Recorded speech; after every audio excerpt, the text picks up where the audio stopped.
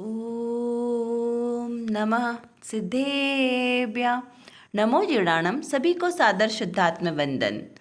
आज पौष कृष्ण सप्तमी का यह शुभ मंगल पावन दिवस है और प्रतिदिन प्रसारित होने वाले सोनगढ़ संदेश में से आज जो संदेश हमें प्राप्त हुआ है वह बहुत ही प्रेरणादायक अपने ध्रुव स्वभाव को दृष्टि में रखकर आज यहाँ पर प्रस्तुत किया गया है।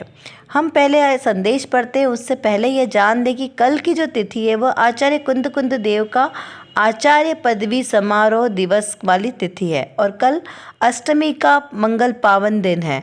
तो जिन्हें व्रतादि ग्रहण करना हो तो वे अपना मानस अभी से बना सकते हैं। तो चलिए पढ़ते हैं अब हम आज का संदेश।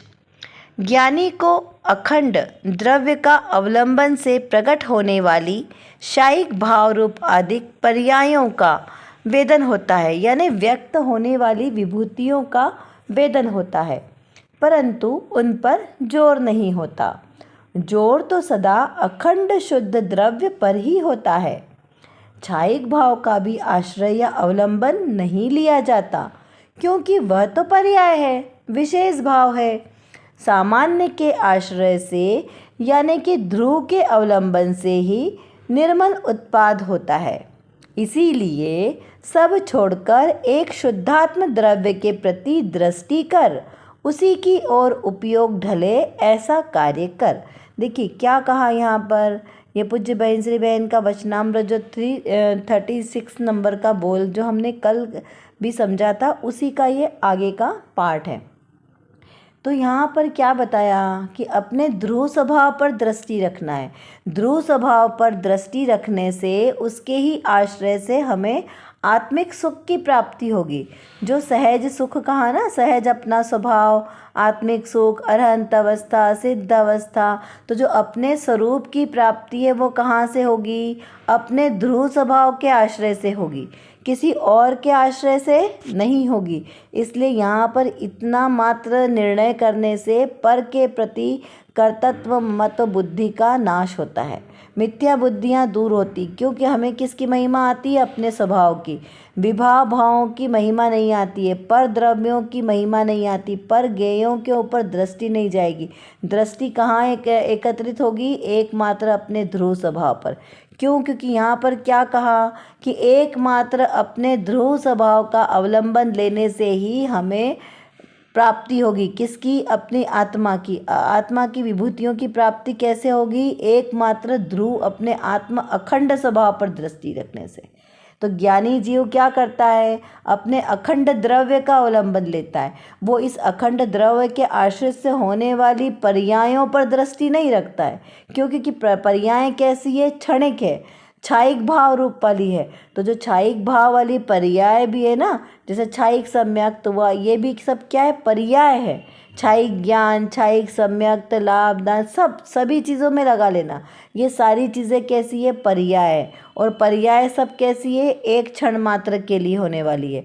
तो उनका कोई विश्वास है क्या? पानी के बुलबुले का कोई विश्वास है? नहीं है। क्यों? क्योंकि वो अभी है और थोड़ी सी देर में विलीन हो जाएगा। तो जो चीज़ नष्ट होने वाली हो उसका विश्वास नहीं होता, जो हमेशा रहने वाली हो उसका विश्वास करना चाहिए। इसलिए कहा कि जो आत्मा को सुख का अनुभव होता है, वेदन होता है, वो कैसे होता है? अपने आत्मा के आश्रय से होता है, पर के आश्रय से नहीं होता, पर्याय के आश्रय से नहीं होता है। इस प्रकार निर्णय करना है। और जोर भी किसका आता है? उसको अपनी आत्मा का आता है। तो यहाँ पे क्या लिखा कि जोर तो सदा अखंड ध्रुव द्रव्य पर ही होता है। किसको? पर्याय में, चाहे छायिक ज्ञान उत्पन्न हो, क्षयोपशमिक हो या फिर क्षयोपशमिक हो, औपशमिक हो, कोई सा भी हो, ये सब पर्याय है। उस समय में भी दृष्टि कहाँ पर होनी चाहिए? ध्रुव पर होनी चाहिए। अपने पारिणामिक स्वभाव पर दृष्टि होनी चाहिए, तो ही हमारी दृष्टि शुद्ध होगी और हमें अपने सुख की प्राप्ति होगी। तो यहाँ पर जो छायिक भाव है उसको भी क्या कहा? पर के आश्रय से होने वाला है, तो उसका अवलंबन नहीं लिया जाता, क्योंकि वह तो क्या है? पर्याय है। छायिक भाव को भी क्या कहा है यहाँ पे? पर्याय। एक समय की निर्मल पर्याय केवल ज्ञान की, वो भी क्या है? पर्याय है। ज्ञान गुण की पर्याय है ना, मतिशुत अवधि के मना पर्याय केवल, ये क्या है? पर्याय है। तो इनके ऊपर भी दृष्टि नहीं रखना, इनका अवलंबन भी नहीं लेना, क्योंकि ये सब क्या है? विशेष भाव है। पर्याय और अपनी आत्मा के विशेष गुण हैं, तो इन पे भी दृष्टि नहीं। तो सामान्य के आश्रय से, ध्रुव के अवलंबन से, जो सामान्य रूप से जीव द्रव्य है यानी ध्रुव है मेरा आत्मा, उसके अवलंबन से ही निर्मल पर्याय की उत्पत्ति होगी। आत्मा में केवल ज्ञान की उत्पत्ति कब होगी, इच्छाइक भाव की उत्पत्ति कब होगी? अपने आत्मा के आश्रय से, ध्रुव के अवलंबन से उत्पन्न होगी। तो महिमाशाली कौन है? वो ध्रुव। ध्रुव महिमाशाली हुआ, जिसके आश्रय से पर्याय उत्पन्न हुई वो महिमाशाली नहीं हुआ। तो इसलिए दृष्टि का विषय क्या बनेगा? ध्रुव आत्मा स्वभाव, मेरा स्वभाव दृष्टि का विषय बनेगा। इसीलिए क्या प्रेरणा दी अब यहाँ पर कि यहाँ पर सब कुछ छोड़कर एक शुद्धात्म द्रव्य के प्रति दृष्टि कर। क्या करना है? सब कार्यों को छोड़कर एकमात्र अपने शुद्धात्म द्रव्य पर दृष्टि करना है और उसी की ओर अपना उपयोग ढले ऐसे कार्य करना है। मेरे आत्मा का उपयोग अपने आत्मा में स्थिर रहे, अपने ही सम्यक दर्शन ज्ञान चारित्र रूप ही मेरा उपयोग स्थिर रहे, अन्य पर द्रव्यों में ना जाए, ऐसा हमें उपाय करना है। कि देखिए, जो मेरा आत्मा का उपयोग है, ज्ञान दर्शन रूप उपयोग, अगर ये पर द्रव्यों में गया तो ये कैसा होगा? मिथ्या बुद्धि हो गई। जैसे कोई व्यभिचारिणी स्त्री पर पुरुषों के साथ रमण करे तो वो लौकिक में भी सम्मान पाती है क्या? नहीं पाती है। तो ऐसा ही मेरा आत्मा अपने आत्म स्वरूप में ना रहकर पर द्रव्यों में रमण करता है तो वह भी व्यभिचारी बुद्धि है। तो वो वहाँ पे असम्मान या सुख नहीं प्राप्त करेगा। जब मेरा आत्मा अपने आत्म स्वरूप में स्थिर होगा, मेरे आत्मा का उपयोग ज्ञान दर्शन रूप व्यापार अपने आत्म स्वभाव में रहेगा, तभी उसकी उपयोगिता सिद्ध होगी और वह कैसा होगा? सुख को प्राप्त करेगा। इस प्रकार से इस आज के संदेश का अर्थ निकलता है। चलिए अब देखते हैं आज की रत्न कणिका में कौन सी विशेष बात आई है। यहाँ पर श्रोता ने प्रश्न किया है कि शुभाशुभ राग आदरने लायक नहीं है, यानी है छोड़ने योग्य है, फिर उन्हें जानने का प्रयोजन क्या? प्रश्न क्या किया है कि जैसा आचार्य देव ने कहा कि शुभ और अशुभ जो भाव है, रागादिक भाव, वो कैसा है? आदरने योग्य नहीं है, मतलब उनको ग्रहण करने योग्य नहीं है। तो जो चीज़ ग्रहण करने योग्य नहीं है, छोड़ने योग्य है, तो फिर उसे जानने का क्या प्रयोजन? तो ऐसे इस प्रश्न का समाधान करते हुए कहा है कि ज्ञान का स्वभाव है स्व पर प्रकाशक। वह पर को जानता तो है, परंतु पर संबंधी ज्ञान है वह अपना है और उन्हें जानता है, यही निश्चय है। भाई मार्ग तो ऐसा ही है। बहुत कम शब्दों में बहुत गंभीर बात यहाँ पर कही है पूज्य गुरुदेव श्री ने। यह समय सार जी के कलश की 14 से 15 नंबर का जो कलश है उसके आधार से ये जो प्रवचन के अंश में ये निकला है। तो यहाँ पर क्या बताया कि शुभाशुभ भाव माना कि आदरणीय नहीं है, छोड़ने योग्य है, लेकिन उसका ज्ञान तो करना पड़ेगा ना। जैसे वैद्य जब औषधि बनाता है तो वह अमृत औषधि बनाता है, तो साथ में जहर भी तो होता है, तो उसका ज्ञान तो करना पड़ता है कि यह चीज़ ये सेवन के योग्य नहीं है, ये हमारे लिए हानिकारक है। तो यदि हम दोनों का समीचीन ज्ञान नहीं करेंगे तो उससे हम निवृत्त कैसे होंगे, उसे दूर कैसे करेंगे? तो रागादिक भाव जो है, शुभ और अशुभ भाव, इनका स्वरूप तो जानना पड़ेगा ना कि ये मेरे आत्मा के स्वभाव भाव नहीं है, इनसे भिन्न में अलग आत्मद्रव्य हूँ। तो मेरे इन रागादिक भावों से रहित मैं वीतराग स्वभाव वाला हूँ, ऐसा निश्चय भी तो करना पड़ेगा ना। तो ऐसा निश्चय करने के लिए आपको समीचीन ज्ञान जरूरी है। तो जो ज्ञानी जीव होता है वह दोनों को जानता है, वह राग को भी जानता है और वीतराग भाव को भी जानता है। वो शुभ और अशुभ दोनों भावों को जानता तो है, लेकिन उसके अलावा शुद्ध भाव में निमग्न रहना भी जानता है। क्यों? क्योंकि जब उसे पता नहीं चलेगा कि द्रव्य दृष्टि से कौन सा मेरा स्वभाव है, पर्याय दृष्टि में कौन कौन सी पर्याय उत्पन्न हो रही है, तो वो उनमें भेद कैसे करेगा? वो तो पर्याय में ही तन्मन हो जाएगा, प्राप्त पर्याय में तन्मयता हो जाएगी। क्यों? क्योंकि उसको समीचीन ज्ञान नहीं होगा। तो ज्ञानी जीव तो यही उसे ही कहा जो दोनों को जानते हुए भी, क्या कहा? ज्ञानी जीव दोनों को जानते हुए भी उनसे भिन्नता करता है। जो हमारे योग्य है, जानने योग्य है, उसे भी जानेगा, और जो जानने योग्य नहीं है उसे भी जानेगा, तभी उसका निर्णय सच्चा निर्णय होगा, है ना। बिना सच्चे ज्ञान के निर्णय सच्चा नहीं होगा। तो इसलिए यहाँ पर कहा कि जो ज्ञान का स्वभाव है वो कैसा है, स्व पर प्रकाशक है। जो ज्ञान है, ज्ञानी जीव है, वो स्व को तो जानता ही है कि मैं कौन हूँ, मैं एक अखंड आत्मा हूँ, शुद्ध त्रिकालिक चैतन्य घन द्रव्य हूँ, मैं कैसा हूँ, अविनाशी हूँ, अनंत हूँ, अभेद हूँ, अखंड हूँ, अचल हूँ। ऐसे अपने आत्म स्वरूप की अनंत शक्तियों को वो जानता है ज्ञान, क्योंकि ज्ञान है ना, ज्ञान का तो कार्य ही जानना, जानना जानना तो ज्ञान का कार्य है ना, तो ज्ञान तो जानेगा ही। तो वो ऐसे अपने आत्म स्वभाव को तो जानता ही जानता है, लेकिन पर को भी जानता है, पर के स्वभाव को भी जानता है। तो ऐसा जो एकमात्र ज्ञान है वो कैसा है, स्व पर प्रकाशक। स्व यानी स्वयं को जानने वाला ज्ञान अपनी आत्मा को भी जानता है और पर पदार्थों को भी जानता है। इस प्रकार स्वपर प्रकाशक नामक शक्ति से परिपूर्ण है कौन, मेरा आत्मा, मेरा ज्ञान स्वभाव। तो इस प्रकार अपने ज्ञान स्वभाव को वह जानता है, पर को जानता है। और पर को जानता है मतलब किस तरीके से जानता है, पर को पररूप जानता है।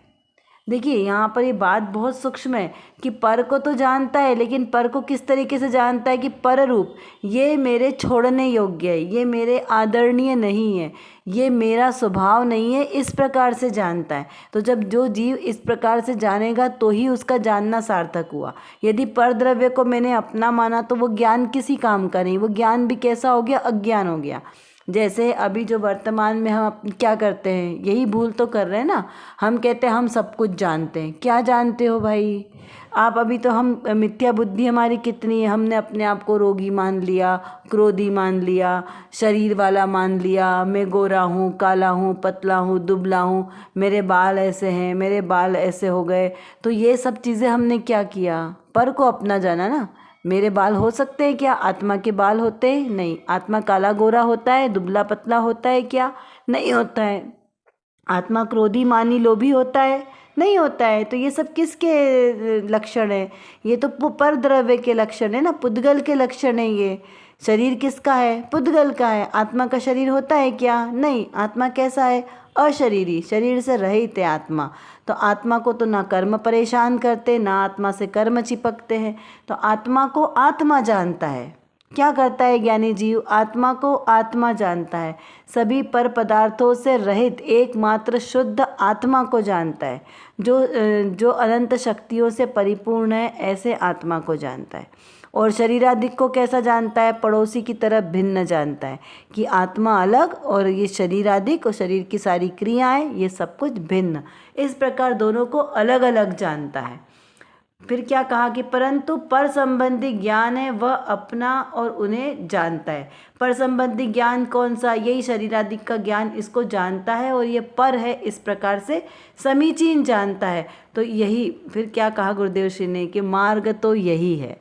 जानना तो ऐसे ही पड़ेगा, भेद ज्ञान तो ऐसे ही करना पड़ेगा यदि आपको अपना स्वरूप जानना है, यदि अपना मोक्ष मार्ग प्रशस्त करना है, अपनी शुद्ध पर्याय को जानना है, शाश्वत सुखी होना है, तो कार्य तो यही करने योग्य है। क्या? भेद ज्ञान, स्व पर का भेद ज्ञान।